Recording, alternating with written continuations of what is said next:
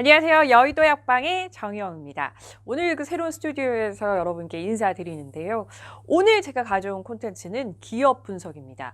지난번에 제가 휴재편 기업 분석 콘텐츠 만들어가지고 여러분께 보여드렸는데, 오늘 제가 준비한 기업은 바로 동국제약입니다. 제가 업계 관계자들을 만나보면 동국제약의 성장세에 대해서 굉장히 관심을 갖고 있더라고요.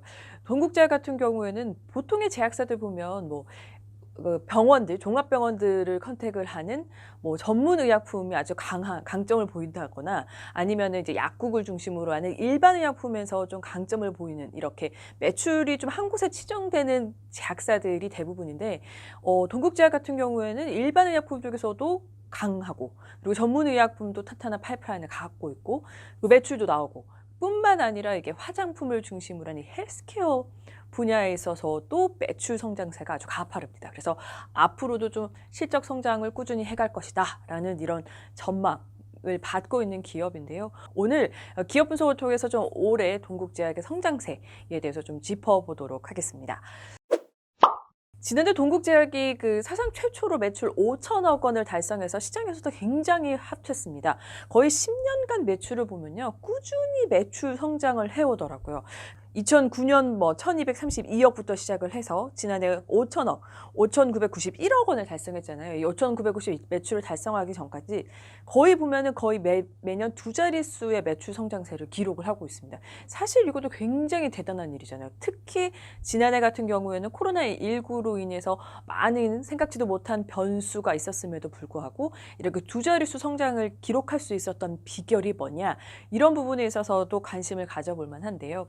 일단 동국제약의 매출 성장에 있어서의 가장 좋은 건 그 사업 구조, 그러니까 가지고 있는 전 사업 부분에 있어서의 매출이 고르게 나오고 있다는 부분입니다. 앞에서도 언급을 했지만 일반 의약품에서 매출 비중이 40에서 50%로 확 가는 게 아니라, 동국제약은 5개 사업 부문을 갖고 있거든요. 전문 의약품, 일반 의약품, 헬스케어, 그리고 해외 사업, 그리고 동국생명과학, 자회사죠. 거기를 통한 조영제 사업 부분이 있는데, 이 5개 사업 부분이 꾸준하게 매출 성장을 이루고 있다는 거. 그래서 매출 비중도 거의 비슷하다고 회사 측에서는 설명을 해주더라고요. 그래서 안정적으로 매출을 올릴 수 있는 구조가 형성되어 있다는 게 중요한 포인트인 것 같습니다. 일반약 부분에서는 사실 동국제약하면 일반약 부분에 있어서의 강자다라는 평가를 예전부터 받아왔었습니다. 왜냐면 일반인들이 딱 들어도 그 제품이라고 할 수 있을 정도로 이미 인지도가 있는 제품들을 다수 갖고 있어요. 예를 들어서 잇몸약 인사돌, 상처치료제 마데카솔, 그리고 정맥순환개선제 센시아, 그리고 탈모치료제 판시딜, 딱 들어도 알잖아요. 근데 이런 제품들이 거의 연매출 100억 정도 나오는, 이게 일반약에서 연매출 100억이라고 하면 거의 블록버스터 일반약이라고 평가를 하거든요. 이런 블록버스터 일반약을 다수 갖고 있어요. 여기에 더해서 여성 갱년기 치료제 헤라민큐, 그리고 먹는 치질약 치센 등도 빠르게 매출 성장을 하면서 이 일반약 의약품의 매출 성장을 좀 이끌고 있는 부분이고요. 전문 의약품 분야에서도 탄탄한 매출 성장을 하고 있는데요.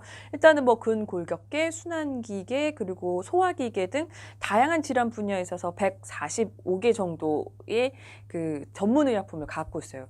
특히 고지혈증, 복합제, 로스탄제 등이 안정적으로 선장하면서 이 전문 의약품의 매출을 좀 이끌고 있는 상황이고요.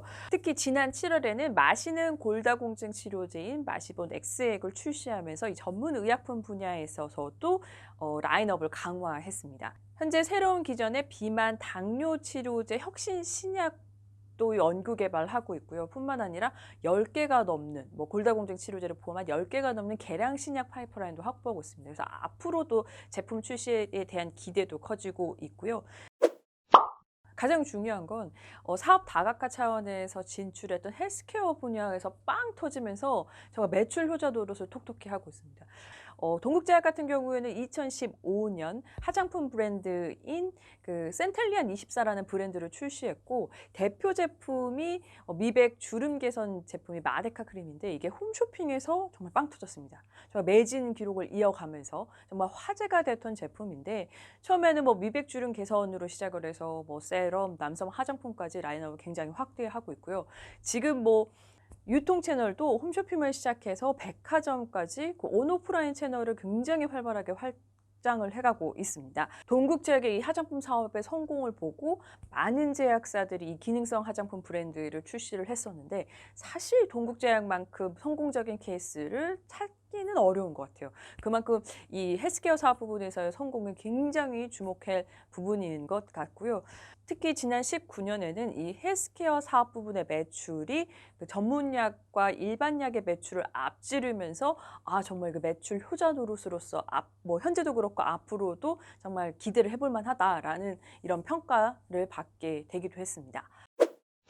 업계에서는 동국제약의 해외 사업 부분에 있어서의 성장도 굉장히 주목하고 있더라고요. 지난해 5천억 원이라는 놀라운 그 매출 실적을 올릴 수 있었던 것도 해외 사업, 그러니까 제품 수출이죠. 전문 의약품과 그리고 헬스케어 부분에서 화장품의 수출이 굉장히 중요한 그 부분을 차지했었는데요. 지난해뿐만 아니라 올해도 이 해외 사업 부분에 있어서의 실적 성장이 기대된다라고 이렇게 금융업계에서는 평가를 하더라고요. 지난해에는 그 정맥 마취제인 포폴 주사와 슈퍼 항생제인 그 테이코플라닌의 수출이 굉장히 많이 됐어요. 이게 코로나19 팬데믹의 호재를 입은 건데 포폴 주사 같은 경우에는 중증 코로나19 환자를 치료할 때 환자의 호흡곤란을 치료하는데 사용되면서 이게 굉장히 해외에서 수요가 몰렸고요.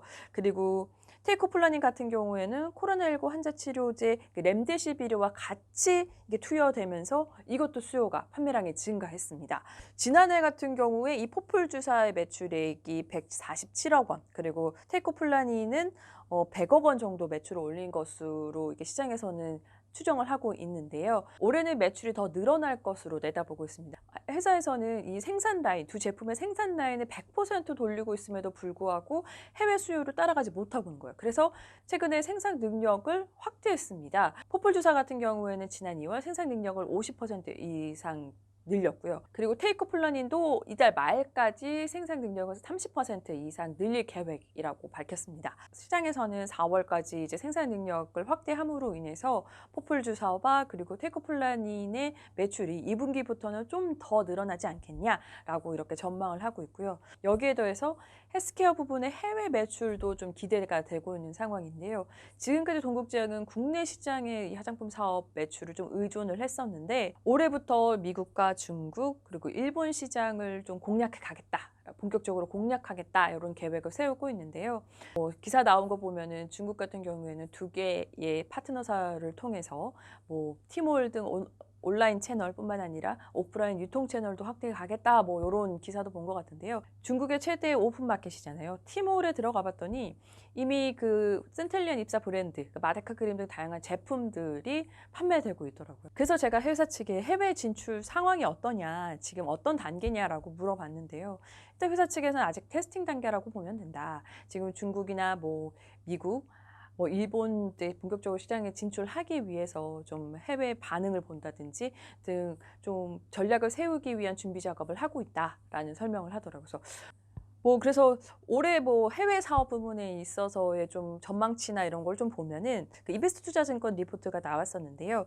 2018년에 287억 원 그 해외 사업 부문 매출이요.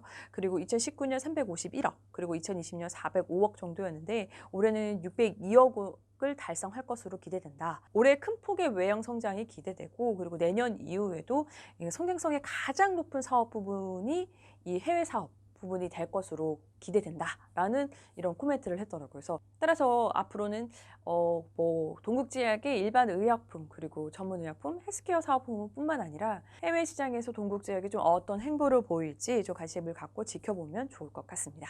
지금까지 여의도 약방이었고요. 다음에 더 좋은 콘텐츠 가지고 찾아뵙겠습니다. 고맙습니다.